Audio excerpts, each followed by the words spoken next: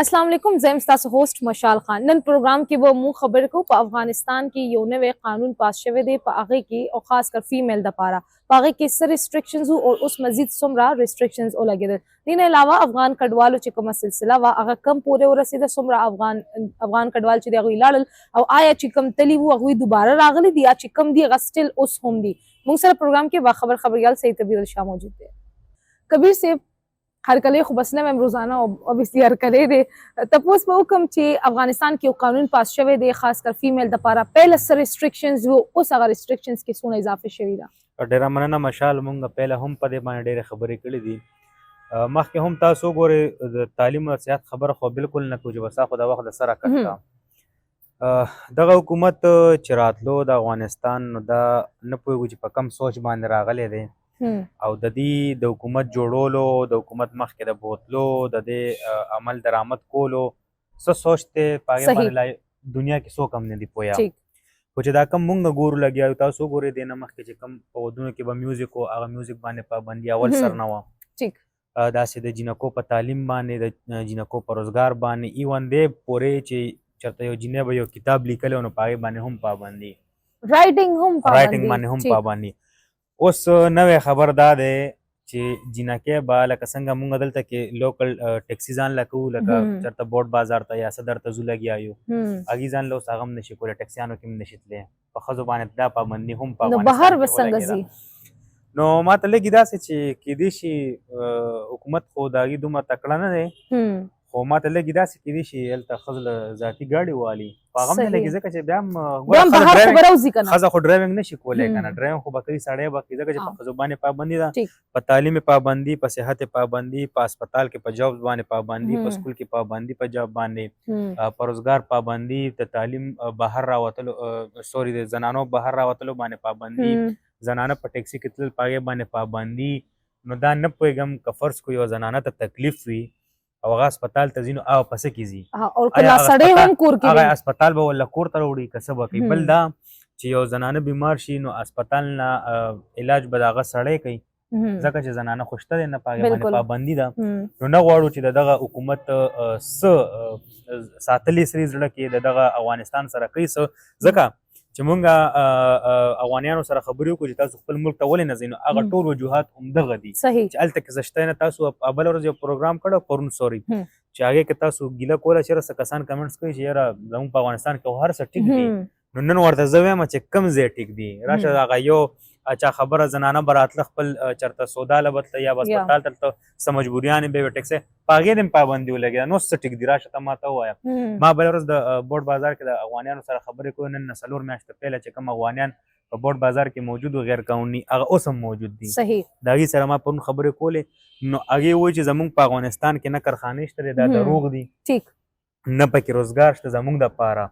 نه زموږ هلته کې کورونه شته دی نه زموږ ځمکې شته دی زموږ یو شي دلته کې نشته دی چې مونږ لاړ شو یو مشر سره مې خبرې کولې هغه ویل چې ما ته خو دا هم پته نشته چې زه په افغانستان کې د کوم ځای یم ما ته خو د خپل علاقې پته نشته دی نو لکه دا ټول هغه مشکلات دي چې روان دي او افغانیانو له پکار دي چې کم دلته اوسېدونکي افغانیان دي په خپل ملک کې چې د دې خلاف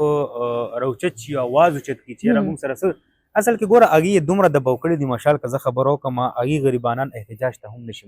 رامخکې کېدی هغې خپل حقوق هم نشي غوښتی لکه زه تاسو ته دا لنډه خبره وکړم چې یو زنانه نشي راوتی بهر ټیکسي کې نشي تللی نو هغه به څه اواز اوچت کړي لکه هر قسمه پابندي پرې ولګوله که نه الله دې وکړي نه الله دې ونه کړي چې دا پابندي پرې ونه لګوي چې ته کور کې یو کمرې نه بلې کمرې ته ځې نو د هغې به هم تپوس کوې چېرته دا پابندیانې پرې ونه لګوي لکه مونږ ګورو چې نن نه تقریبا 10 کاله پهله یا 12 کاله پهله څنګه افغانستان او څنګه مطلب خلک او څنګه ولس او ټول پکې خوشحاله مو روزګار مو هر څه مو په کار خو دا وه چې دوی راغلی و چې دوی نور هم لږ نو البته دوی چینجز راوسته خو خلکو سره انخته شهرونه بارډر بند جنګ جګړې تاوتریخوالی په خلکو په خپل ملک کې پابندیانې لګول نو ما ته نه لګي چې دغه افغانستان به چې کوم دی مخکې ترقي وکړي یا به دغه خپل چې کوم افغانیان دي دا به چې کوم دی نو خپل افغانستان ته لاړ شي نو ما ته نه لګي یو مشر دا خبره هم که مونږ ته په هغه ویډیو کې شته موجود ده چې کوم کسان دې ځای نه لیږلی شوي دي غیر قانوني نو هغه اوس په نورو لارو باندې واپس راځي مطلب خپل ملک کې نه دي خوشاله خپل ملک کې نه دی خوشاله نو یو سوچ کوه چې یو کس خپل ژوند د لاسه ورکوي په بارډر باندې راوړي لکه بارډر باندې راوړېدل خو مرګ دی تیار راوړي نو د دې مطلب دا چې په افغانستان کې سم نشته ٹھیک کبیر صاحب کو موږ خبرو کوی کې به داسې فیمیلز هم وي د چا چې برونه نه وي د چا به پلانان نه وي د چا به خاوندان نه وي هغه فیمیل به څه کوي بهر ضرورت دی یا د هغې لکه د انکم یو سورس نه وي نو هغه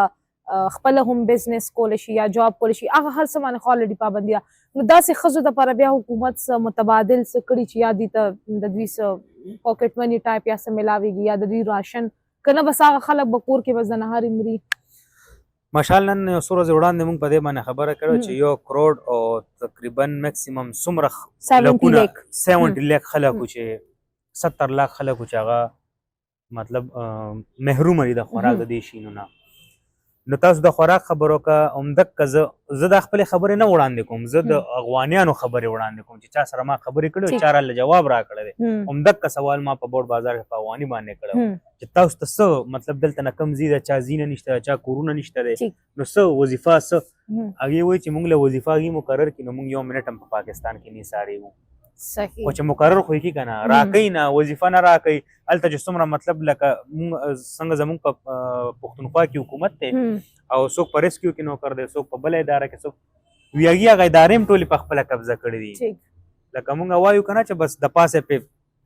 ترپال اچولی دی نو لکه وایي موږ له نه څوک نوکري راکوي نه روزګار راکوي نه ریړۍ لګولې تعلیم هم هلته هغه لحاظ سره نشته لکه څه شته دی نه نو موږ ولې لاړ شو دغه ملک ته عامه شراطي ما یې دلته مړ کړې خو زه نه ځم صحیح د افغان کډوالو یو سلسله وه چې هغه روانه وه د هر ځای نه پنجاب سایډ نه خو چونګې شوې وه خیبر پښتونخوا نه هم روانه وه خو اوس که موږ ګورو په هغې داسې خاموشي غوندې راغلې چېرته د افغان د کډوالو واپسي خبره مخې ته نه راځي دا خبره بالکل غلطه ده چې لکه موږ وایو چې افغانیان روان دي او ډېر ګڼ تعداد سره روان دي هېڅ افغانیان نه دي روان مکمل شانتي ده موږ وایو که نه بس دغه دلته نه چې کوم دی په لکونه خلک وویسته سټارټ کې ویسته سټارټ کې ښه ټیک ټاک دباو روان و وفاقي حکومت صوبایي حکومت خو اوس چونکې څه حالات د خیبر پښتونخوا خپل د تیرا په مسله کې نښتي دي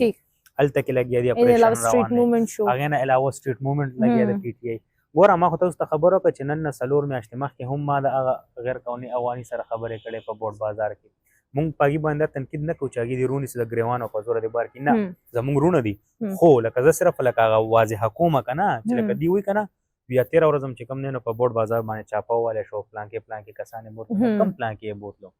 ښه د دغه افغاني رور خبره مشر سړی هغه ماته وایي چې مونږ غریب سړی رانیسي مونږ لکه وباسي مونږ له بېعزتیانې کوي سرمایهدار چېرته ځي چې په حیات آباد کې غټې غټې بنګلې دي او کاروبارونه دي هغې ته ولې لاس نه اچوي قانون پاس شوی د ټولو دپاره دی که رښتیا هغوی خبره چې دا صرف د غریب خلکو دپاره دی نو قانون خو ټولو دپاره دی غیر قانوني چې څوک هم قانون ټولو دپاره یو دی لکه ګوره تاسو په حیات آباد کې وګورئ زه به درته پخپله وایم چې فیض 1 ته نه ټول ډک دی غټې غټې بنګلې دي 3-4 ګاډي دي روره ګرځي پکې مزې کوي نو هغې ووایي چې لکه دې ته د لاس واچوي دې وباسي مونږ ورپسې پخپله ځو نو لکه هغې ته لاس نه اچوي او مونږ غریبانان چې کوم دی رړی والا دی نو لکه مونږ ته لاس اچوي مونږ د ملک نه بار کوي لګیا دی خو په هغې کې مونږ وکتل لکه زه به یو خبر وکړم هغه بابا چې کومې خبرې کړې په هغې کې مونږ وکتل چې لکه ما خو ورته خبره وکړه 4 میاشتې مخکې هم بوډ بازار هم هغه رنګې ډک اوس هم هغه شانته او بله ورځ چې تلم نو هماغه رنګې ډک لکه دا هېڅ چینجز پکې ما ونه کته چې زه هم چې او یاره واقعي سره دغه هلک سره ما خبرې کړې نو هغه نشته تللی دی هغې وایي چې واپس راځي دی لیږي بیا واپس راځي اوس نه پوهېږو زموږ فورسز هم دا ویلي چې کم سړی واپس رالو د هغه خلاف به ډېر غټ اکشن اخیستلی کېږي اوس هغه اکشن به کله اخیستلی کېږي هغه به کله مخې ته راځي په هغې مونږ لا پوهه نه یو چې هغه به کله راځي صحیح ډېره مننه کبیر صاحب د وخت راکولو خپل فیډبیک کمنټ سیکشن کې ضرور شیر کړئ زموږ چینل هم سبسکرایب کړئ نیکسټ پروګرام پر اجازت غواړم د لوی الله په امان